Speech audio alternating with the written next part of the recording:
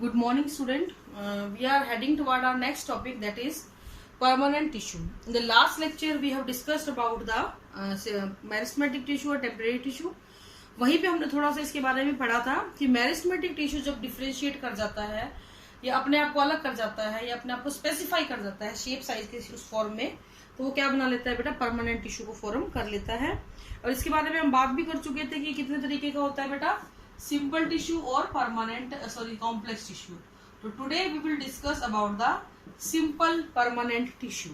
Simple permanent tissue वो होते हैं बेटा जिनके अंदर सभी टाइप की सेल, जितने भी सेल होती हैं, all the cells are of same type, सभी सेल सेम टाइप की होती हैं इन देयर ओरिजिन, अपने ओरिजिन में, और in their size and shape and perform a common function. देखो ये बहुत इंपॉर्टेंट चीज होती है कि शेप साइज में एक जैसी होती है और एक कॉमन फंक्शन को परफॉर्म वो करती है। इसको हम क्या बोलेंगे, सिंपल टिश्यू बोलेंगे। सब कुछ एक जैसा होता है यहाँ के, ठीक है। अब अगर हम इसके आगे बात करें सिंपल टिश्यू की, तो इसको हमने 3 कैटेगरीज में डिवाइड कर दिया था, पैरेन्काइमा,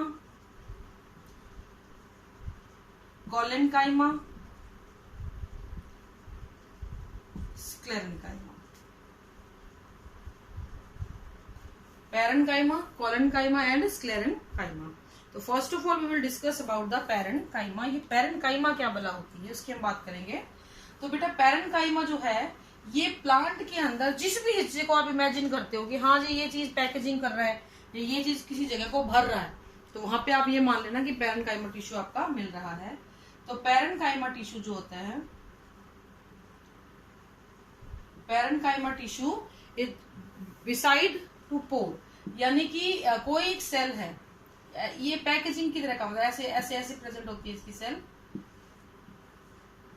ठीक है, और ये पैकेजिंग टिश्यू की तरह काम करता है। ये सबसे सिंपल टिश्यू होता है और बहुत ही ज्यादा अनस्पेशलाइज्ड होता है, प्रिमिटिव टिश्यू होता है। मेनली इसके अंदर छोटी छोटी थिन वॉल सेल होती हैं।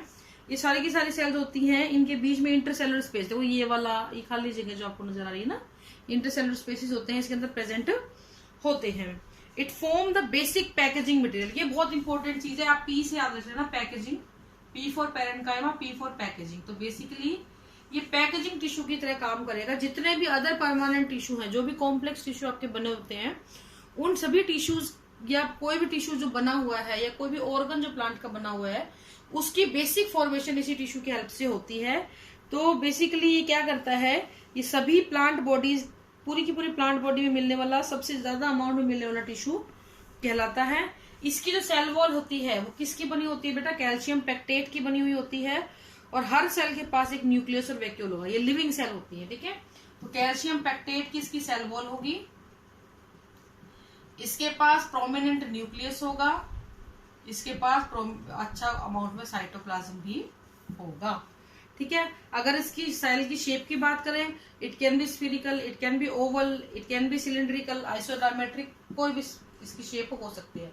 ओवल हो सकती है, स्फीरिकल हो सकती है, और आइसोबायलेटरल हो सकती है, कोई भी शेप इसकी, आप सिलेंड्रिकल हो सकती है। इस तरीके से आपको शेप्स इसकी मिल जाती है, ठीक है, अलग अलग शेप इसकी मिल जाती हैं। If we are talking about its distribution, ये मिलता कहाँ कहाँ है, तो ये वाइडली डिस्ट्रीब्यूटेड है। पौधे के अंदर इसकी कोई एक फिक्स पोजीशन नहीं है। Fruit, root, stem, leaf, fruit, flowers, हर जगह पैरेन्काइमा टिश्यू प्रेजेंट होता है। ये मेजर वेजिटेटिव टिश्यू है, मेजर वेजिटेटिव ग्राउंड टिश्यू है, यानी आपके पौधे का हर वो हिस्सा, जैसे आप एक सेब भी खा रहे हो ना, तो सेब का वो जो पार्ट जिसको आप खा जाते हो ना, fleshy part, that is also parenchyma. तो हर हिस्से के अंदर, यहाँ वहां जहां तहां हर जगह प्लांट के अंदर पैरेन्काइमा टिश्यू आपको मिलता है। ये एपिडर्मिस में, कोर्टेक्स, पिथ, पेरिसाइकल, मेसोफिल, हर जगह मिल रहा है। मैं कह रही हूँ पौधे की हर जगह, जिस भी चीज को आप ये कह रहे हो ना ये टिश्यू है, किसी न किसी टिश्यू से बना हुआ है, तो वो क्या है, आपका पैरेन्काइमा है, ठीक है। इसके अगर हम फंक्शंस की बात करें, तो सॉरी, इसके अगर हम टाइप्स की बात करें पैरेन्काइमा के, तो पैरेन्काइमा ने अपने आप को कई बार मॉडिफाई कर लेता है। तो ये क्लोरेन्काइमा में अपने आप को इसने मॉडिफाई किया हुआ है, और इसके अलावा इसने अपने आप को मॉडिफाई किया हुआ है एरेन्काइमा में। ये बड़े इंपॉर्टेंट वर्ड है बेटा, ये जैसे मर्जी याद करो कर लो। तो क्लोरेनकाइमा और एरेनकाइमा। क्लोरेनकाइमा क्या होता है, क्लोरोप्लास्ट से ये वर्ड आया है। तो जो लीफ की मीजोफिल सेल होती हैं उनके अंदर ये पाया जाता है। इसमें क्या होता है बेटा, ये अपने आप को कन्वर्ट कर लेता है क्लोरेनकाइमा। जो पैरेनकाइमेटस सेल होती है जिनमें क्लोरोप्लास्ट मिलता है और जो फोटोसिंथेसिस को परफॉर्म करते हैं उनको हम क्लोरेनकाइमा बोलते हैं। और एरेनकाइमा, एयर वर्ड आता है ना बीच में बोलते हैं तो एयर लगती है। तो ये कुछ ऐसे प्लांट, ऐसी कुछ पैरेनकाइमेटस टिश्यू हैं जो अपने अंदर बड़ी बड़ी कैविटीज को फॉर्म कर लेते हैं, और इन कैविटीज की वजह से क्या होता है, इनमें हवा बढ़ जाती है and the plant become very light, वो बहुत हल्का हो जाता है and they can float easily on the water, पानी के ऊपर इजिली तैर जाता है। तो इस तरीके से इसके दो मॉडिफिकेशन है to perform particular function. Chlorenchyma have the chloroplast and perform the function of photosynthesis, whereas the Erenchyma is to float the plant on the water. Plant को हल्का बनाने के लिए काम में लिया जाता है। अगर हम ओवरऑल इसके फंक्शन की बात करें तो जिसके फंक्शंस जो है, फूड मटेरियल को स्टोर करने के लिए as a storage material use होता है। टैनिन, रेजिन, लेटेक्स, जो भी चीज बनती है प्लांट के अंदर उसको स्टोर करने का ये काम करता है। दूसरा, एज ए पैकेजिंग मटेरियल ये यूज होगा। जो भी खाली जगहें आप इमेजिन करते हो प्लांट के अंदर, वो सब की सब इस पैरेनकाइमेटस टिश्यू के द्वारा ही भरी जाती हैं। ये वाटर स्टोरेज का काम भी करता है। कौन से प्लांट में बेटा, सक्यूलेंट प्लांट, या फिर आप ये कह सकते हो जो भी आपके जीरोफिटिक प्लांट होते हैं, वो सभी पौधे जो आपके ये डेजर्ट्स में मिलते हैं, उन सभी प्लांट्स के अंदर आपका क्या होगा बेटा, ये मिलेगा, पैरेनकाइमेटस टिश्यू मिलेगा। इसके अलावा ये एरेनकाइमा फ्लोटिंग के लिए तो हेल्प कर ही रहा है और फोटोसिंथेसिस में भी हेल्प करता है। इसके अलावा ये मैकेनिकल स्ट्रेंथ भी कुछ हद तक पौधों को देता है, क्योंकि आपने देखा होगा ना, कोई खाली बॉक्स है, उसको आप दबाओगे तो वो दब जाएगा, उसके अंदर थोड़ा बहुत कुछ भर भी दोगे तो वो थोड़ा सा उसको प्रेशर कम मानेगा। तो ऐसे पैकेजिंग मटेरियल भी इसको यूज कर सकते हैं, या मैकेनिकल स्ट्रेंथ भी देता है। अगर ये कॉम्पैक्टली अरेंज हो, देखो लूजली अरेंज होगा तो कुछ नहीं करने वाला, लेकिन अगर कॉम्पैक्टली अरेंज होगा तो इट मीन्स अ लॉट। ठीक है, तो ये आपका पैरेनकाइमेटस टिश्यू के बारे में बात आ गई है। अब हम नेक्स्ट बात करेंगे बेटा कॉलेनकाइमा की। आई होप आपको समझ में आया होगा बेटा, ये इंपॉर्टेंट है क्लोरेनकाइमा, और ये जो है ना, ये बहुत इंपॉर्टेंट है। तो कॉलेनकाइमा की बात करें, कॉलेनकाइमा जो होता है ये लिविंग टिश्यू होता है शुरुआत में, लेकिन जैसे जैसे टाइम बीतता चला जाता है वैसे वैसे ये टिश्यू क्या हो जाता है बेटा, धीरे धीरे अपने आप की जो अपने आप आस पास ही सेलुलोज की थिकनेस कर लेता है। लाइक सेल्स हैं तो सेलुलोज की थिकनेस होनी शुरू होती है। ऐसे देखो पहले वाला डायग्राम मैंने अलग बनाया था, ये मैंने थोड़ा सा अलग बनाया है। तो थिकनेस की वजह से सेल क्या होती है, दे बिकम डेड। तो सेल कैसी हो जाती है बेटा, डेड होनी शुरू होती है। तो शुरुआत में कॉलेनकाइमेटस सेल कैसी होंगी, मजबूत होंगी, सॉरी लिविंग होंगी और थिन वॉल्ड होंगी, लेकिन धीरे धीरे कैल्शियम की, सेल्यूलोज की इसके ऊपर लिथिफिकेशन हो जाएगा या पैक्टिक सब्सटेंस आने लग जाएंगे, जिसकी वजह से क्या हो जाएगा, धीरे धीरे खत्म हो जाएगा। ये क्या करता है, ये फ्लेक्सिबिलिटी देता है,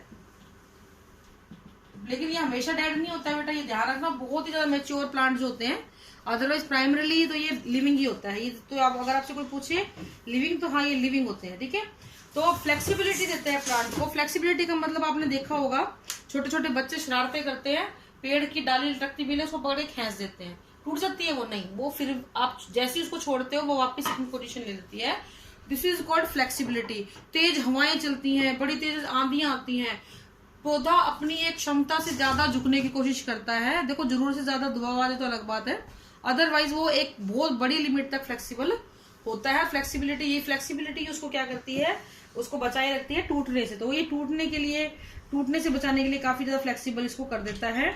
इनमें इंटरसेलुलर स्पेसिस खत्म हो जाते हैं, यहाँ पे इंटरसेलुलर स्पेस बिल्कुल भी नहीं मिलते हैं। ये सेल इलोंगेटेड होती हैं, ऑब्लिक एंड वाल होती हैं, ट्रांसफर सेक्शन में ये सेल पॉलीगोनल दिखते हैं, तो इस तरीके से आपको नजर आएंगी। लेकिन यहाँ पे आपको बहुत ज्यादा कैल्शियम पैक्टेट का जो है वो लिथिफिकेशन मिलेगा।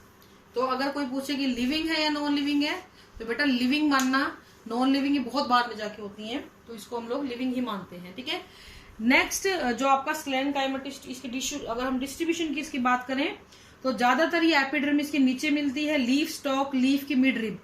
ठीक है, आपने जैसे पत्ती का ये जो डंडी होती है इसको लीफ स्टॉक बोलते हैं, और पत्ती के अंदर जो ये बीच की लाइन होती है इनको मिड रिब बोलते हैं। तो इन जगहों पे इसकी अधिकता देखी गई है। इसके अलावा जो आपकी डाइकोट स्टेम होते हैं उनके अंदर भी इसकी प्रेजेंस देखी गई है। तो अगर हम इसके फंक्शंस की बात करें सपोर्टिंग टिश्यू है, सपोर्ट करने का काम करता है, फ्लेक्सिबिलिटी प्रोवाइड करता है, मैकेनिकल स्ट्रेंथ प्रोवाइड करता है। इसके अलावा ये शुगर और स्टार्च को स्टोर करता हुआ भी पाया गया है, शुगर और स्टार्च को स्टोर करता भी इसको देखा गया है, उसको स्टोरेज को भी हम लोग डिनाई नहीं कर सकते हैं। ये किसी भी प्रकार के टीयरिंग इफेक्ट से पत्तियों को बचाता है, मतलब हवा इन पत्तियों को फाड़ ना दे तो इसको प्रिवेंट करता है, ये इसके मेन काम होते हैं। ठीक है बेटा, this is all for today. Sclerenchyma we will discuss in the next lecture. Thank you, have a nice day.